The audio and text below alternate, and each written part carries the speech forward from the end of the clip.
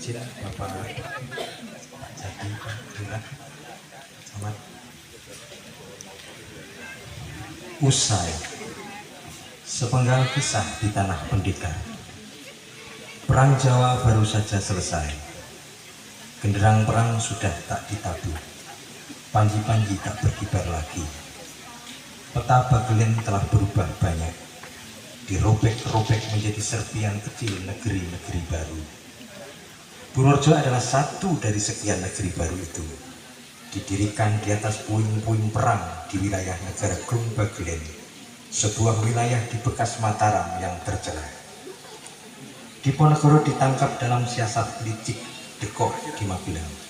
Seusai itu, ia dikapalkan dengan poluk ke Nun Jauh di wilayah timur Nusantara, Makassar sebutannya. Sebagai senopati utama perlawanan Ontowiryo, Gagah Handoko adalah orang yang paling terpukul atas peristiwa itu.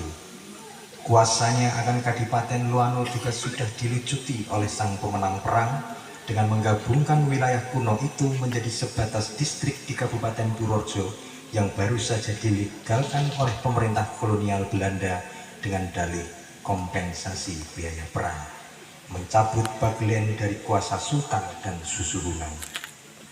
Sebagai mantan kolega di awal peperangan Bagelen, Resodiwiryo yang kemudian bergelar Cokronegoro tahu betul situasi batin dari sang adipati Gagah Handoko yang di pihak kalah. Cokronegoro dengan kekuasaannya memberikan penghormatan kepada Gagah Handoko dengan mengangkatnya menjadi kepala distrik Luano. Ia melaporkannya ke Letnan Gubernur Van Bas di Semarang, dan di 24 April 1831 Van Bas mendapat jawaban laporan itu dari Batavia. Akan tetapi sebagai seorang kesatria, Gagah Handoko tak lantas menerima anugerah itu dengan serta-merta. Toh, baginya penghormatan Cokronegoro kepada dirinya tak lebih dari penebusan kesalahan Resodiwiryo sendiri di Geger Solotiang, sebuah perang di tepian Bogowonto. Dan mestinya peristiwa itu tidak terjadi apabila dari keduanya memang terjalin rasa saling percaya. Namun, waktu tidak bisa dibalikkan. Bagi Gagah Handoko, kepercayaan dalam sebuah hubungan adalah awalan yang mutlak harus dibangun. Kemurahan hati Bupati Purworejo itu kemudian oleh Gagah Handoko ditolak dengan halus. Gagah Handoko justru menyatakan menarik diri dari kehidupan politik saat itu. Ia memilih berlaku mandito dengan menyepikan diri di lereng palerenan Gunung Damar yang kelak disebut menjadi dusun Turusan Luano. Gagah Handoko berdiam di tempat ini, menyepikan diri sebagai upayanya mendekatkan pada Sang Gusti, seraya mengembangkan ilmu kanuragannya yang di kemudian hari dikenal dengan ilmu Betaku Merpati Putih, yang aktual kini kehebatannya tidak diragukan lagi. Rumah sederhana di kaki Bukit Damar menjadi saksi keseharian Gagah Handoko menghabiskan masa penyepiannya seusai Perang Jawa. Rumah ini yang kemudian oleh masyarakat di Luano dan sekitarnya disebut Pasepen atau tempat menyepi.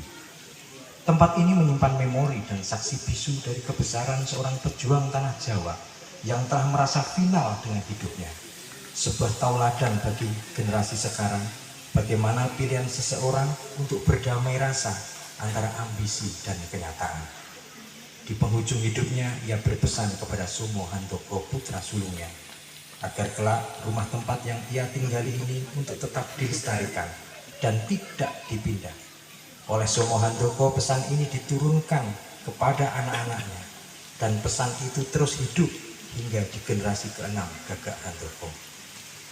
Di akhir hayatnya, jasad Gagah Handoko disemayamkan bersebelahan dengan sang ayah, Adipati Gagak Kumitir II atau Gagak Kumitir Anem, di Hastana Palerenan Gunung Damar atau yang kita kenal kini dengan makam leluhur Gagak Handoko di Dusun Turusan, Desa Luano.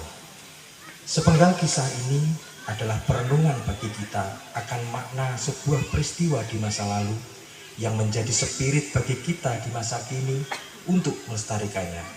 Karena hari ini kita dicatat oleh zaman sebagai bagian sejarah di era mendatang. Renung-renung 17 Desember 2022.